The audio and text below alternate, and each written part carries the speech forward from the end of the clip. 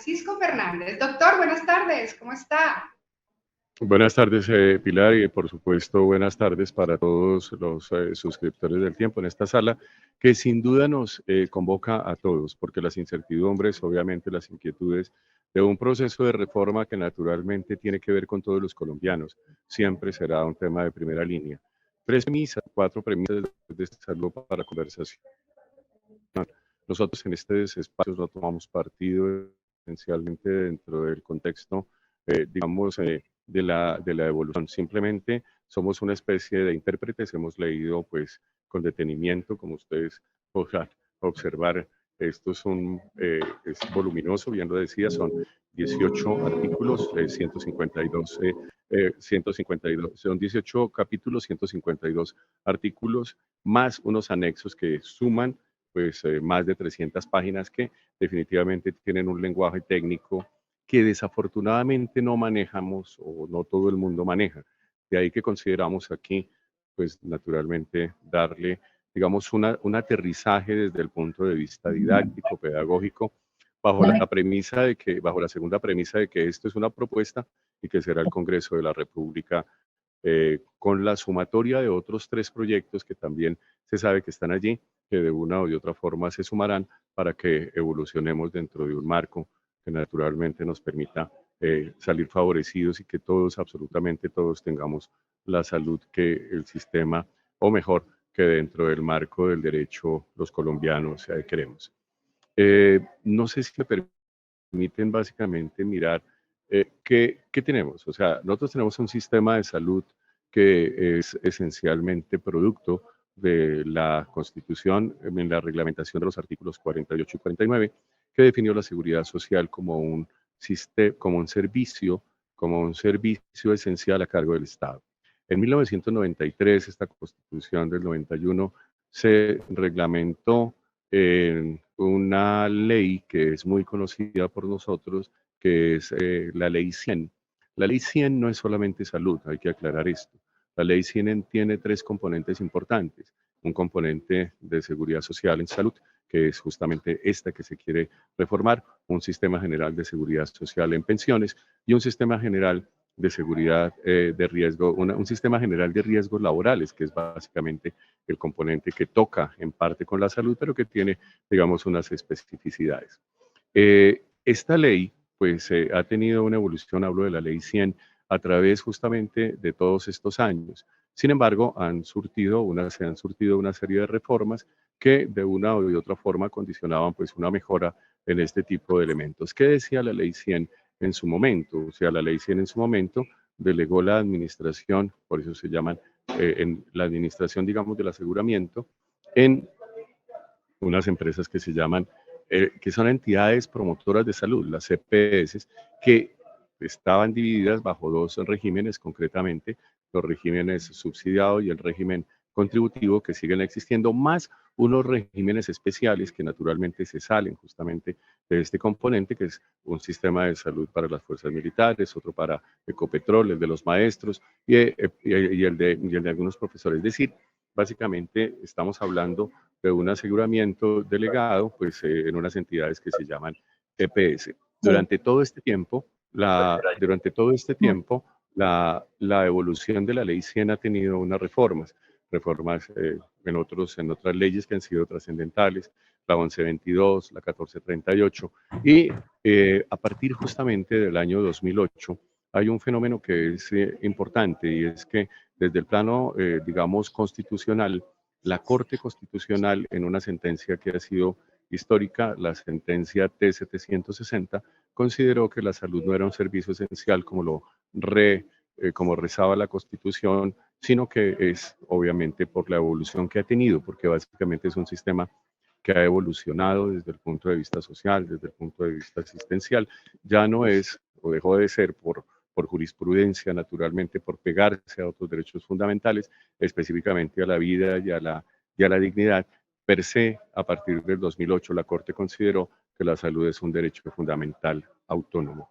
Después de eso vinieron las otras digamos, leyes que de una u otra forma modificaron la estructura para tratar más o menos de ajustar el sistema a estas condiciones que puso la sentencia T-760. Y en el año 2014 se presentó por iniciativa pues, de algunas estructuras médicas y de algunos componentes también de la sociedad civil la posibilidad de avanzar, de codear la Constitución y pegarle justamente este componente como derecho fundamental autónomo. Eso se cualificó específicamente en una ley, la ley estatutaria, que es la ley 1751 del año 2005, que como corresponde con las leyes estatutarias, fue ratificada, fue considerada exequible, fue declarada exequible por la Corte Constitucional antes de su expedición en el año 2014 a través de la sentencia C-313. En ese contexto, pues es importante hablar que la salud dentro del componente del sistema, pues es un proceso evolutivo. Pues si vamos a mirar prácticamente desde el año 1886 para no ir más atrás, obviamente la salud pasó de ser prácticamente un componente de caridad, luego vinieron pues obviamente una seguridad social restringida concretamente a los trabajadores, hablo pues el nacimiento de la seguridad social por allá por los años 45, 46, hablo del siglo XX, eso se mantuvo más o menos hasta los años 70, cuando se creó el Sistema Nacional de Salud. Luego estuvimos hasta el año 90, obviamente, cuando vino una descentralización de la salud y vino la Constitución. Durante todo este tiempo, la salud ha pasado de manera evolutiva, evolutivamente progresiva, hacia de la caridad, prácticamente en el año, en el siglo XIX, hasta ser, pues, ahora un derecho fundamental. Es una evolución social. Esto no ha sido, digamos, asaltos abruptos, no, sino ha sido un proceso evolutivo y naturalmente cualquier cambio debe necesariamente tener como premisas 4 elementos. Primero, que como es un derecho, pues no se puede perder lo que se ha ganado. Segundo, que siempre debe irse hacia adelante. Tercero, que todos los colombianos, en este caso dentro de un marco de universalidad, debemos tener todas las condiciones, obviamente, para garantizar la salud definida en la ley estatutaria como los componentes de promoción, de prevención, de diagnóstico, obviamente, de tratamiento, de recuperación, de rehabilitación y de cuidados paliativos. Así lo tiene la ley estatutaria. Y bajo esa premisa, pues, naturalmente lo que entra en discusión es si los cambios que se proponen ahora en este articulado, pues corresponden a esa premisa evolutiva o si de una u de otra forma se condicionan retrocesos. ¿Qué se tiene a partir justamente de este modelo, de este sistema de salud que tenemos? Tenemos pues obviamente dentro de los avances una cobertura casi universal, estamos hablando del 96%, una disminución importantísima desde el plano evolutivo del gasto de bolsillo. Los colombianos somos de los que menos pagamos de nuestro bolsillo justamente para satisfacer la salud, para garantizar servicios de salud. También tenemos pues elementos que sin duda hablan de componentes dentro de los planes de beneficio que nos ubican esencialmente dentro de las posibilidades que se pueden tener, digamos, en los países desarrollados en cuanto a medicamentos, en cuanto a tecnologías y en cuanto a lo demás. Obviamente existen las asimetrías desde el punto de vista regional, lo vimos pues en algunos componentes se ven, algunos componentes, los accesos en algunas partes pueden estar limitados, pero esencialmente digamos que los desenlaces desde el punto de vista sanitario han sido evolutivos. ¿Qué plantea el gobierno del presidente Gustavo Petro? Plantea básicamente sustentar una reforma que, como decimos, como lo decía Pilar en un comienzo, no la vamos a calificar, sino sencillamente les vamos a contar lo que proponen y a través de sus preguntas mirar si eso es posible o no es posible. Básicamente son 5 pilares o 3, 4 pilares fundamentales. El primero, pues sin duda, hablo de la propuesta que está estructurada sobre un pilar que naturalmente le apunta a fortalecer el componente preventivo y el componente de promoción de la salud, que ha sido frágil y en eso coinciden casi todos los actores del sector. También es importante hablar de la necesidad imperiosa de tener un sistema de información único, porque si bien hay buenos sistemas de información como subsistemas, a través de costos. Las EPS tienen también sistemas de información, hay sistemas de información en el alto costo, hay sistemas de información epidemiológica. Pues la verdad se necesita un sistema de información único en donde todos los componentes de la salud de una u de otra forma queden inscritos, digamos, de manera pública y transparente, dice la propuesta. El otro componente es importante y es eliminar las desintermediaciones, y obviamente aquí hay un tema que es muy importante y que ha sido sin duda un tema de debate público, y es que esa intermediación desde el gobierno se interpreta como la presencia o no de las CPS. Y el otro pilar es la consolidación de un régimen laboral específico para los trabajadores de la salud. Bajo esos pilares, pues naturalmente se estructura una serie de capítulos que naturalmente tienen como esencia el desarrollo de estas bases, que naturalmente vienen aquí, pues hay de todo, y por supuesto, pues digamos, estos elementos estarán a juicio del Congreso de la República, en este caso, la Comisión Séptima, por donde se iniciará, digamos, los debates, la Comisión Séptima de la Cámara, y ahí empieza el primer problema, o la primera discusión, es si esto es una ley ordinaria o si es una ley estatutaria. Recordemos que las leyes, pues obviamente son leyes que reglamentan, o mejor, que echan para adelante componentes, digamos, que no tocan los derechos fundamentales, que no tocan la Constitución. Y entonces hay algunas voces que dicen que por sus contextos, naturalmente esto, por esta evolución, pues y por la misma propuesta, que tocan esencialmente los elementos constitucionales dentro del marco del derecho y demás, para que el trámite de la ley no fuera esencialmente por las comisiones séptimas, sino que fueran por las comisiones primeras, bien fuera de la Cámara o bien fuera del Senado, que son las instancias en las que se define justamente por sus características una ley estatutaria, que además tendría necesariamente la revisión previa de la Corte Constitucional para que entrara en vigencia después justamente de eso. Esto, digamos, como una introducción importante dentro de esto, necesaria.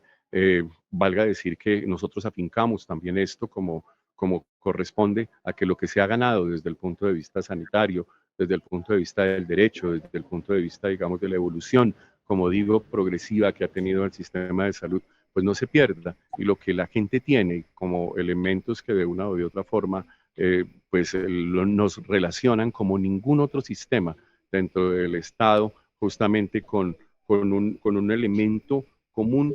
El sistema de salud tiene necesariamente que ser universal y, por supuesto, de manera específica, garantizar la salud para todos.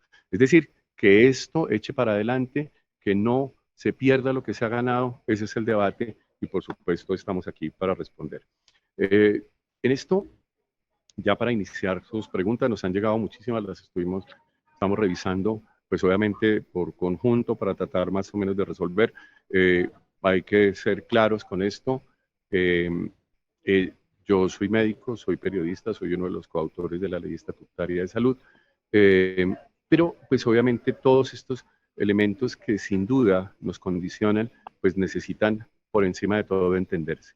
Y obviamente después de que se entienda, pues esperar que el Congreso de la República, dentro de su competencia, pues ponga, digamos, como corresponde, todos estos elementos que les digo a favor justamente de la gente. Insisto, esto es una sola de las 4 propuestas que van a acumularse, que están ahora inscritas. Hay una propuesta también radicada por los representantes, o mejor, los voceros de los pacientes, de Pacientes Colombia. Se sabe, por ejemplo, que también algunos congresistas del Centro Democrático radicaron otro proyecto, y parece ser que hay otro, pues no parece ser, no creo que hay otro proyecto. Conozco los 3 proyectos, hablo de la sociedad, de las organizaciones médicas, perdón, de las organizaciones de pacientes, hablo del que radicaron algunos senadores del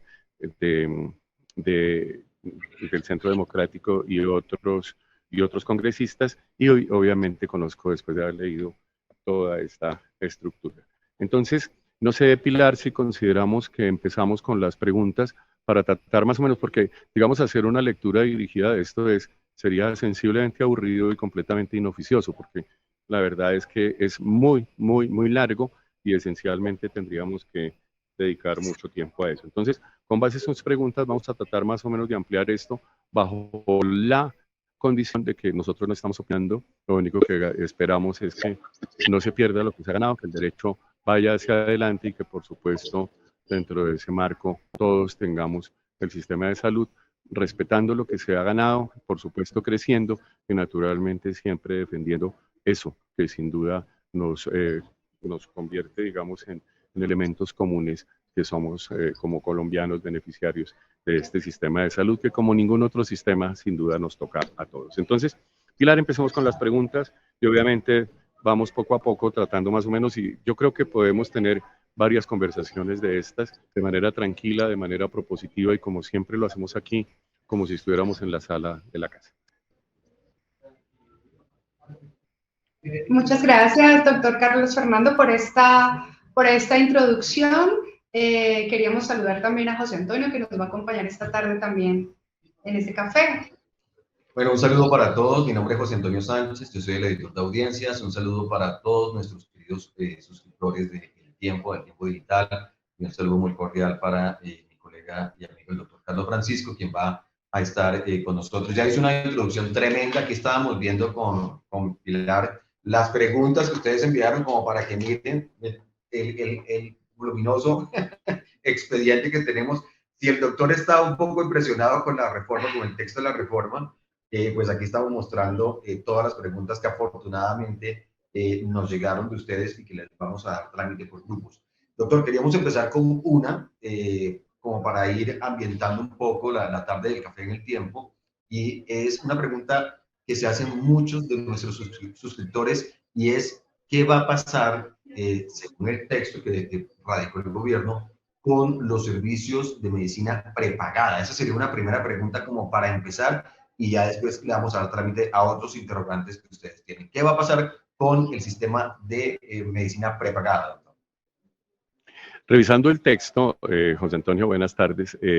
La reforma planteada no toca los componentes de seguros médicos voluntarios, la prepagada, y la gente pues simplemente puede tenerlos sin ningún tipo de limitación. Lo estuvimos averiguando completamente al revisar el texto y la verdad no se tocan. Es decir, estos elementos permanecerán y la gente que tenga sus planes, pues por supuesto podrá continuar con ellos. Eso es lo que dice, pues no dice, lo dice explícitamente el articulado, pero también lo hemos preguntado con algunos actores con algunos actores que propusieron la reforma, que en algunas publicaciones que se han hecho aquí directamente respondidas por la ministra Carolina Corcho.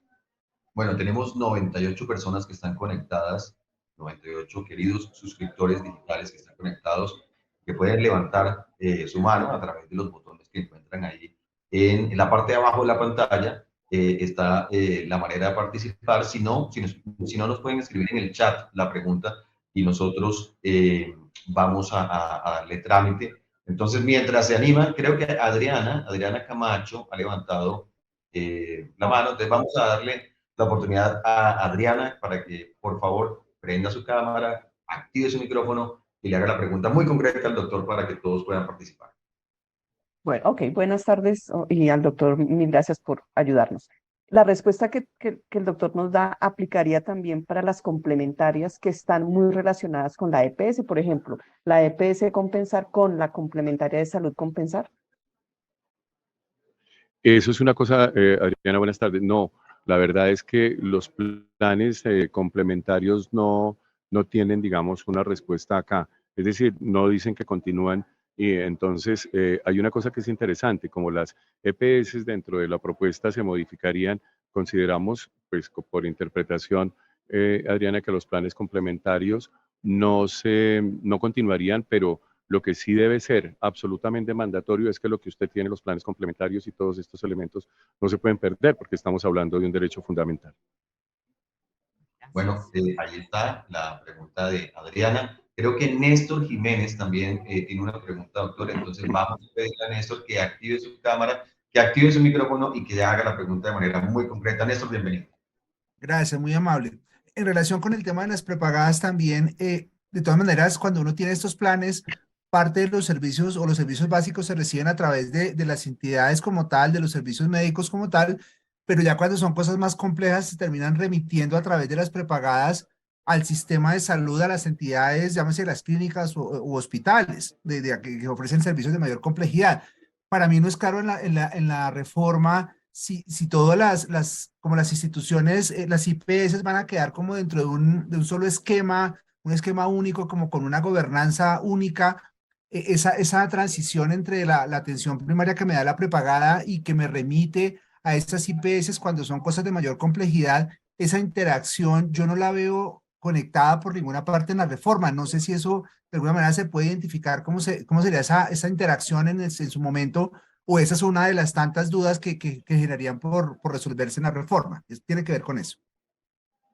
Empiezo por el final. Creo que esa es una de las tantas dudas porque esencialmente lo que se dice es que las instituciones, tanto públicas como privadas, hablo de los hospitales de todos los niveles, pues tratarán justamente de estructurarse en redes. Y las redes pues tendrán, digamos, unos componentes de funcionamiento que nos imaginamos que tendrán que tener algunos relacionamientos de manera directa con los servicios de medicina prepagada, pero bien lo dice usted, Néstor, no existe por ahora dentro de los componentes propuestos cómo sería esa relación que muy bien describe usted entre la medicina prepagada y los sistemas básicos o el sistema de salud, concretamente, el sistema de aseguramiento que plantean. Entonces, la verdad, no sabemos exactamente cómo será esa interacción.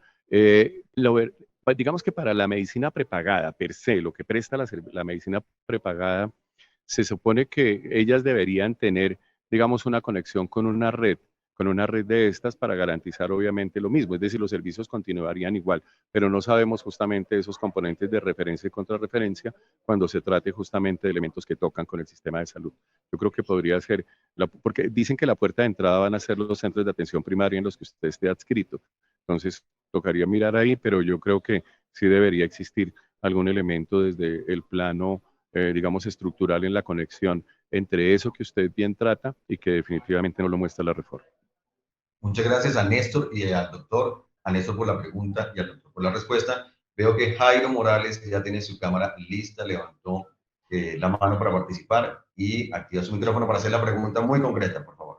Muy buenas tardes para todos. Bueno, la pregunta muy concreta es el caso propio mío. Yo ya soy pensionado, tengo unos problemas de salud, me atiende la EPS Compensar. Yo pido mis citas que se demoran, sí, bueno, a veces más, a veces menos, pero finalmente me han atendido, sobre todo en el tema de cirugías he sido muy bien atendido. Entonces ahora con este nuevo sistema, por lo que tengo entendido, me toca ir a hacer fila a un sitio que digan y volver a pedir citas y volver a empezar como cualquier parroquiano nuevo.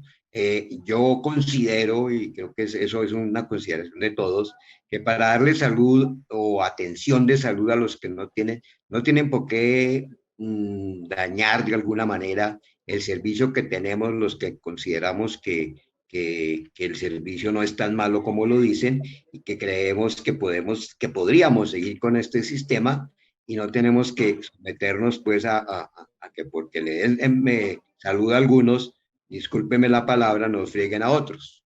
Mi pregunta concreta, primero la pregunta y segundo el comentario. Muchas gracias.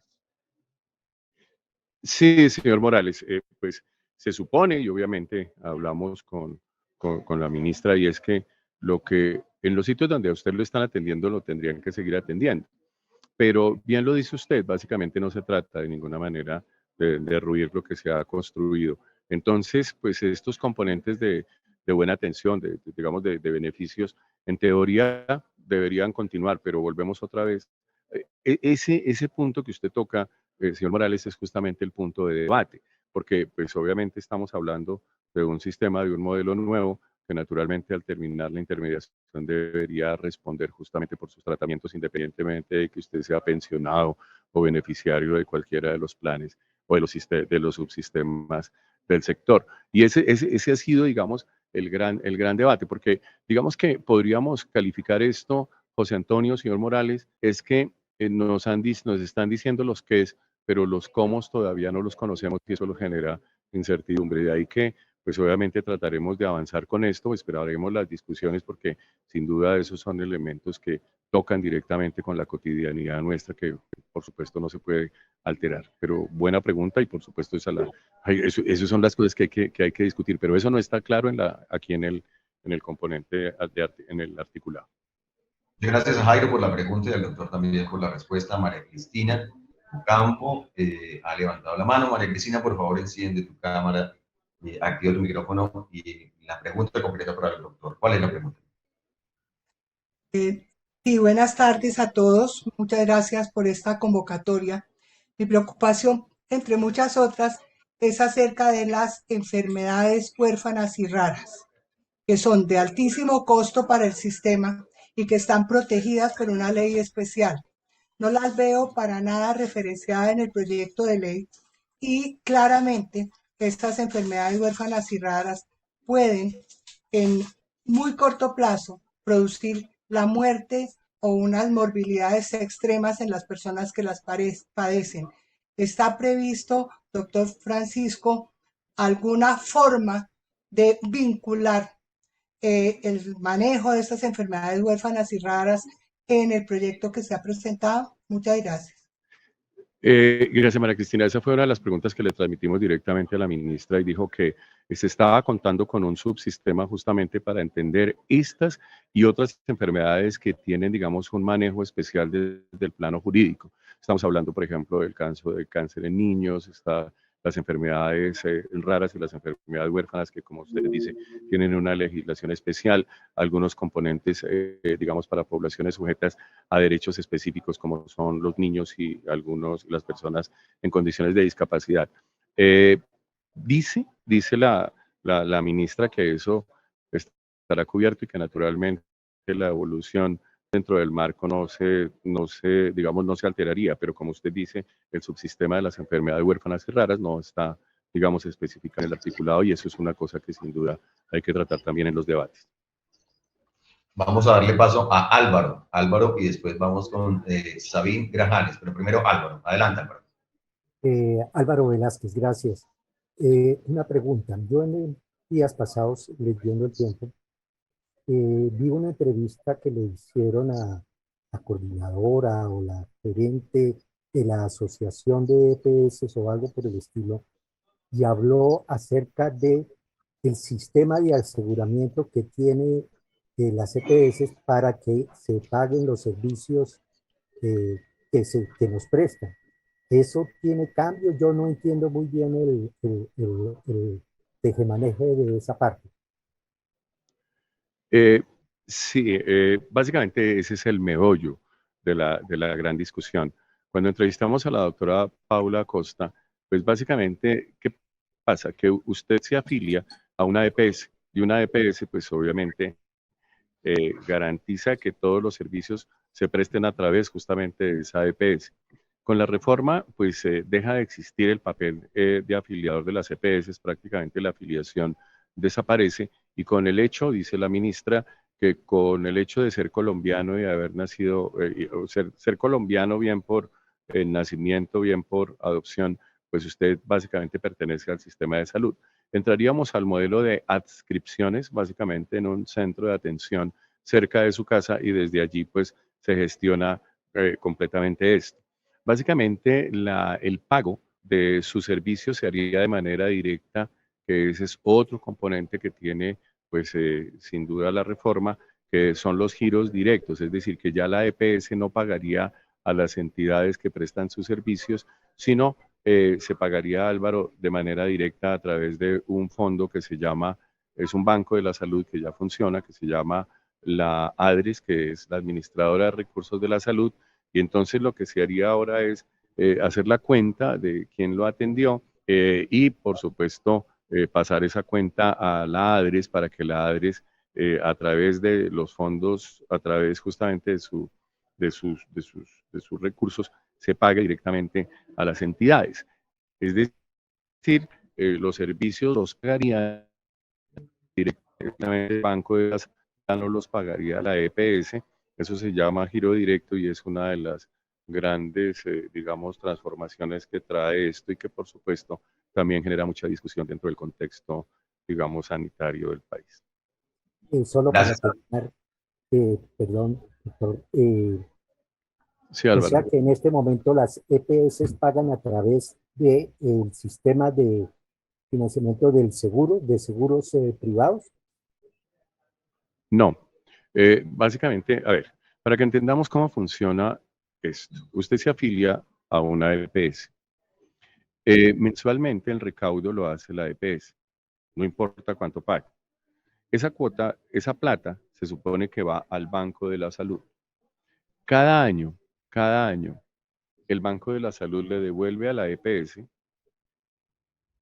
por su salud una unidad de pago por capitación, que más o menos hoy está como en 1.200.000, con unas diferencias, pues, digamos, regionales por edad, pero más o menos en promedio es 1.000.000 y pico. Entonces, la plata que recauda la EPS por su afiliación se la pasa al Banco de la Salud. El Banco de la Salud después multiplica el número de afiliados que tenga la EPS a la que usted pertenece y le devuelve toda esa plata en forma de una UPC por año, o sea, una UPC. Usted puede pagar, por decir algo, 500.000 pesos al mes. Esos 500.000 pesos al mes van todos allá. Entonces, 500.000 pesos al mes serían más o menos, por 12, estaríamos hablando de 6 millones de pesos. Pero en realidad, la EPS recibe 1 millón de pesos. Y 1 millón de pesos que sumado con todos, pues con eso se encarga de pagarle a las instituciones que prestan sus servicios para todos. ¿Qué pasa con el resto de la plata? Pues es que acordémonos, Álvaro, que aquí más de la mitad de los colombianos no pagan por salud. Entonces es un sistema muy solidario en el que los que pagamos, sin duda, más algunos aportes, más los aportes de los impuestos de todos, compensan la salud de los que no pagan. Entonces, así funciona eso. Entonces se le devuelve a la EPS la plata de todos para que pues reparta de manera proporcional, dependiendo de las necesidades. Aquí el asunto es que no nos enfermamos todos al tiempo y funciona como una aseguradora, más o menos. Entonces, ¿qué ocurre? Que lo que se plantea ahorita es que esa vuelta de los dineros no se haga. Básicamente la gente seguiría cotizando a través justamente del sitio donde se adscribe, me imagino, la plata llega al Banco de la Salud y el Banco de la Salud le pagaría a las instituciones. Así sería el funcionamiento, pero hay que entender muy bien cómo funciona ahorita porque a veces pensamos, pero quien devuelve la plata a las EPS para que ellas le paguen a las instituciones es el Banco de la Salud, que se llama Administradora de Riesgos de Salud, de Recursos de Salud, que va a tener una transformación importante a través de una desconcentración y es poner, digamos, ese banco como, si me permiten, con sucursales para que haga las cuentas y demás en las regiones. Así funciona más o menos y hay que entenderlo un poquito porque a veces eso es engorroso, tantas siglas, EPS, IPS, UPC, etcétera, pero básicamente así funciona y si hay alguna inquietud la solución. Muchas gracias, doctor. Bueno, muy bien. Vamos entonces con Sabine Grajales, si dije bien el nombre, y si no lo dije, me corriges, y se prepara Edgar Perdomo. Entonces, gracias por activar tu cámara y tu micrófono. Muy buenas tardes. Yo soy extranjera residente, es decir, yo me imagino que para mí va a regir la misma ley. Entonces, yo también estoy muy preocupada, digamos, con la relación entre EPS y prepagada. Tengo unas preexistencias, tengo hace años mis médicos de confianza en la prepagada. Me mandan también mi droga que lo asume la EPS. ¿Qué pasa en este caso? ¿Quién me tocará pagar ahora en el futuro mis medicamentos yo mismo? Los exámenes que algunas veces ustedes saben porque precisamente tienen en este momento ese nexo. ¿Quién va a asumir todo eso en el futuro? Sí, se Otra supone pregunta, y que la prepagada, por ejemplo, usted dijo que supuestamente van a seguir, van a tener el mismo valor o de pronto ya van a subir con el nuevo gobierno que uno ya no los puede ni pagar. Bueno, la segunda pregunta no se la puedo responder porque eso obedece más a componentes que son un poco inciertos por ahora, pero que van a seguir, pues supuestamente, o mejor, la reforma misma dice que sí. Frente a todos los componentes de manejo específico de la prepagada, no cambia. Se supone que deben ser las mismas redes, las mismas, porque para eso usted paga ese servicio. En el nexo de las drogas de los medicamentos sobre sus preexistencias y que tiene que, el sistema de salud tendrá que seguírselos dando. Y usted no tiene por qué sacar ningún peso nuevo, porque justamente hablamos de un derecho que tiene que ser progresivo. Y usted no tiene por qué pagar. El sistema tendría o tendrá, independiente, es más, cualquier reforma que sea, cualquier componente de reforma que sea, lo que tiene que garantizar es que sus condiciones no cambien y por el contrario, sin duda, mejoren. Y eso es lo que se busca justamente con la sumatoria de estos elementos y que se eche para adelante. Entonces, yo considero que en este caso, lo que tenemos justamente es que ilustrarnos muy bien frente a esto, tratar de estar alertas justamente de que no se cambien las condiciones y que por el contrario avancemos un poquito hacia allá, pero lo que hay que preservar justamente es que su merced no tenga que pagar nada. Edgar, como está conectado desde su teléfono, vamos a pedir a Edgar que active su cámara, también su micrófono. Carlos Francisco. Edgar, bienvenido. Parece que Edgar no ha activado su micrófono, tampoco su cámara. Edgar. Bueno, doctor, bien. ¿Cómo me escuchan ahora? ¿Qué tal me escuchan? Adelante, adelante. Sí, perfectamente. Sí. Dale, Edgar. Bueno, mira, yo tengo una inquietud que se puede resumir en una palabra que es desconfianza. Primero, ¿quién va a administrar el dinero que recibe? Se recibe por el pago de toda la gente que aporta a los servicios de salud.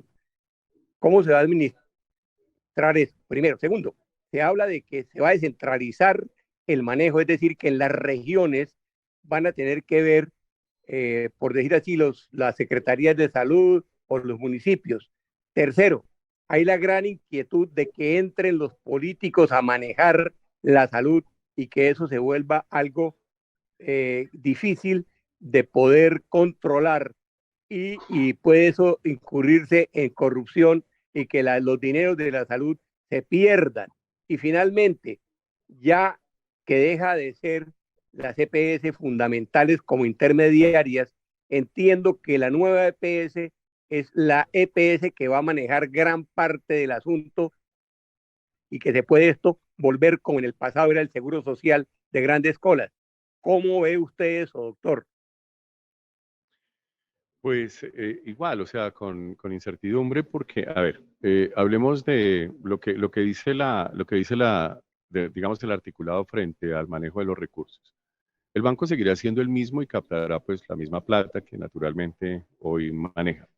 La desconcentración, que no es una descentralización de la ADRES, me limito obviamente a decir lo que dice el articulado, que de manera, digamos, no, por decirlo de alguna manera, no recreativa, me leí este mamotreto, porque toca conocerlo, pero por ejemplo, frente a eso dice lo siguiente: se va a desconcentrar la ADRES en fondos regionales que se encargarán de la gestión de facturación, auditorías y de cuentas, pero que no manejarán recursos.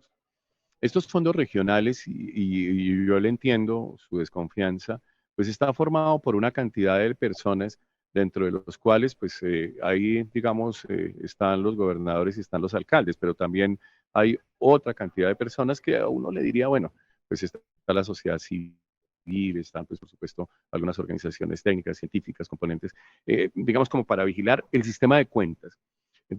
Entonces, el Banco Central manejaría, el Banco de la ADRES manejaría la plata directamente. Los fondos regionales lo que hacen es la auditoría de cuentas, el componente regional, digamos de facturación y demás, para decir esta factura está bien, no se mandan recursos a las regiones y naturalmente se mandan las cuentas para que la ADRES la pague. Eso es un proceso muy complejo. Estuvimos hablando con el director de la ADRES y eso no es de la noche a la mañana. Y naturalmente dentro de ese componente también de sistemas de información, como pasa por ejemplo con un cajero de un banco, que, etcétera, etcétera, que las cuentas estén, digamos, acordes y que no haya, digamos, sobresaltos. Eso es muy difícil, eso no se va a lograr de la noche a la mañana porque estamos hablando justamente, como usted dice, de una cantidad de recursos y por supuesto también tendrían que vigilarse concretamente cómo se van a poner allí para evitar injerencias indebidas. Hay elementos importantes aquí sobre lo que usted plantea también, y es que pues sin duda existe, digamos, ese temor de que las platas donde haya, digamos, componentes así sea de facturación o de, o de vigilancia o de auditorías de cuentas potencialmente puedan, digamos, quedar en manos de componentes de, digamos, de estructuras regionales. Hay un algo que también dice el director de la ADRES y es que se necesita también tener un sistema de información que forma parte justamente de toda esta estructura, que en teoría va a ser transparente y que por supuesto cualquier persona va a mirar allí cualquier transacción, mirar si sí o si no, estar dispuesto obviamente con unos sistemas de auditoría fuertes, pero digamos que eso está en el papel. Volvemos otra vez a que están los qués, pero los cómo no, y es ahí en donde naturalmente nos falta, digamos, ese componente para tratar más o menos de limar eso que usted bien dice, que a veces se convierte, digamos, en algo un poco mayoritario, que es la desconfianza. Entonces, pues nosotros decimos eso, pero pues volvemos otra vez a que los cómo y mientras esos cómo no existan, yo creo que los riesgos existen. Es el turno de César. César Córdoba, por favor, activa tu cámara. Sí. ¿Hay alguna claridad sobre el proceso de adscripciones a las CAPS? Ahí yo me perdí un poquitico. Sí, ¿cómo es tu nombre? Escúchame. César Córdoba. César, no.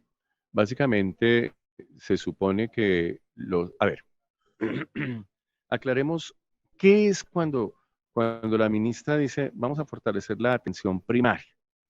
Hay que diferenciar muy bien, Mono Sánchez, es que cuando estamos hablando, José Antonio, de atención primaria no es lo mismo que primer nivel de atención.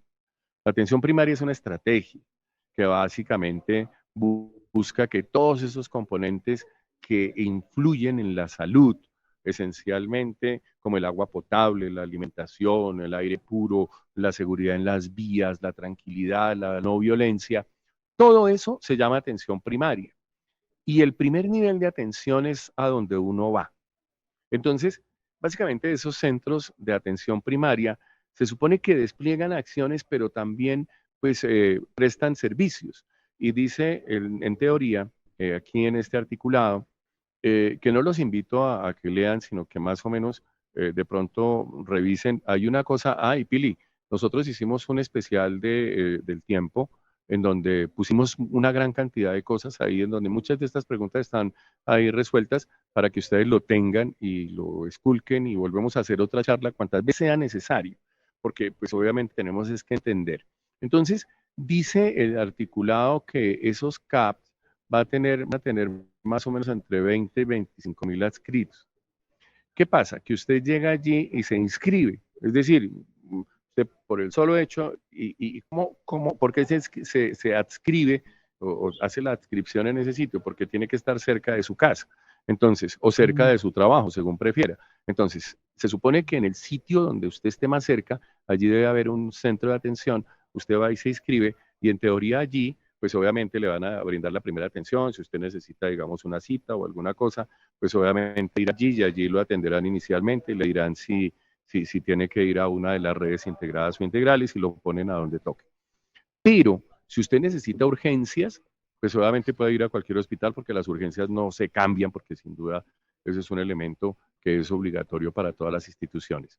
Para responderte, lo de la adscripción no está clara, pero no está, digamos, claro el mecanismo. Yo voy, llego y presento la cédula, o qué digo, o qué pregunta. No, básicamente es como una inscripción en un sitio que va a existir, que no, pues no se ha hecho ninguno, pues hay algunos que ya existen, pero que hay que adaptarlos, en donde usted queda registrado como parte del sistema de salud, pero esencialmente cerca de su casa.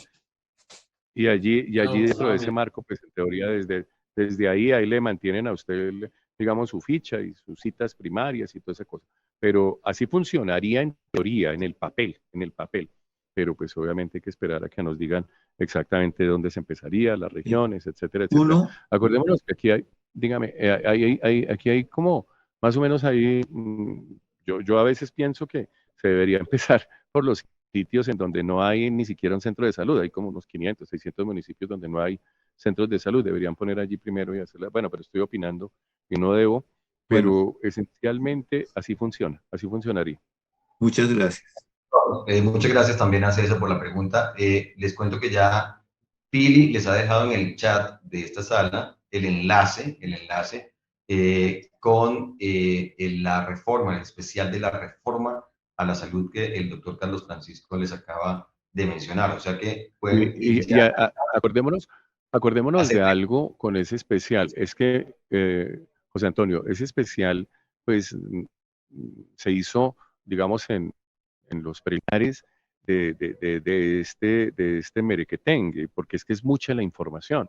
Entonces, por supuesto, este es un especial que la casa va a seguir alimentando, que esperamos que ustedes lo compartan, que lo critiquen, que se lo aprendan, que lo que tengan como dudas o como aportes nos lo hagan saber, porque ustedes son, digamos, la masa importante para esta casa, que son los suscriptores. Entonces, que podamos esencialmente entrar en este diálogo. Yo creo que estas preguntas que están haciendo ustedes, que definitivamente nosotros tratamos de responder, ojalá tuviéramos todas las respuestas, no las tenemos todas porque hay incertidumbre, al igual que ustedes tenemos. Yo creo que en la medida en que nosotros mismos nos orientemos, nosotros mismos tomemos partido, nosotros mismos sepamos, como lo dicen ustedes desde nuestra propia experiencia, cómo me ha ido, yo no quiero perder esto. Yo creo que ese es el debate importante que debe tener esta reforma para que no quede en manos de unos pocos. Esto no puede quedar en manos solamente de la ministra, ni tampoco de los congresistas. Yo creo que todos los colombianos, excúseme, José Antonio, debemos opinar sobre un sistema que tenemos que proteger porque nos ha costado mucho construir. Bueno, les quiero decir que tenemos 97 conectados, todos han estado muy juiciosos, se mantienen en la conversación. Son las 6:24, el café va hasta las 6:30. Venga, Mono, hagamos de esa cantidad de preguntas que nos mandaron así a pinochazo. Ponga el dedo y la primera pregunta que donde caiga el dedo, contestemos unas 5 o 6, porque es que fueron muchísimas. Entonces, pongamos el dedo ahí, así como cuando uno contestaba sin saber. Sí, de todas maneras, tú ya has comentado términos, o sea, temas generales como las EPS, las prepagadas, las IPS, que generalmente todas las preguntas estaban enfocadas sí. como las enfermedades preexistentes. No, es que me metí.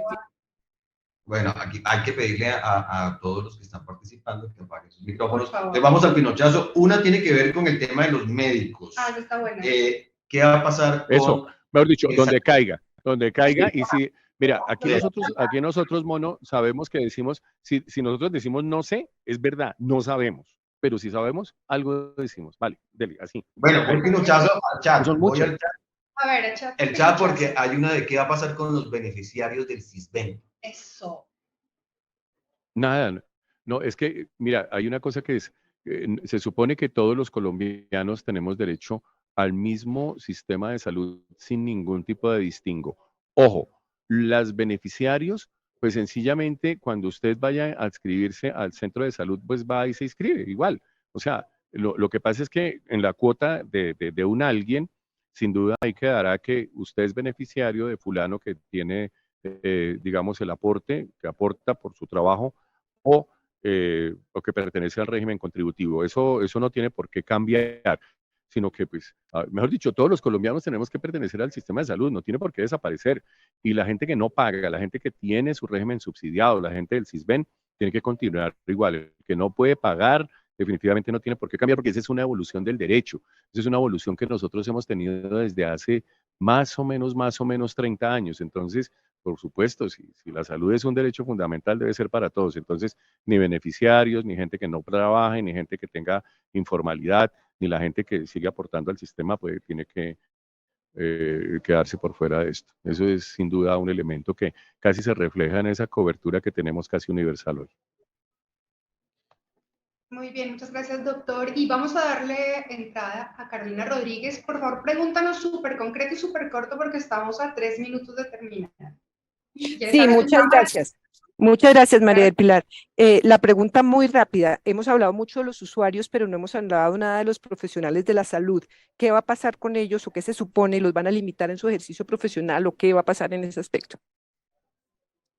Es que no nos pueden limitar. ¿Cómo es tu nombre?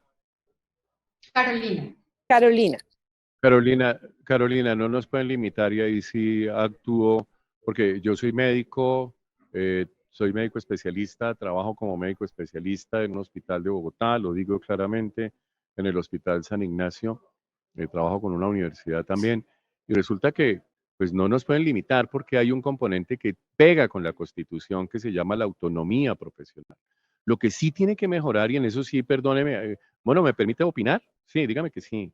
Aquí sí opino, como médico. Ay, Dios. Bueno, me echa la bendición. No, que no.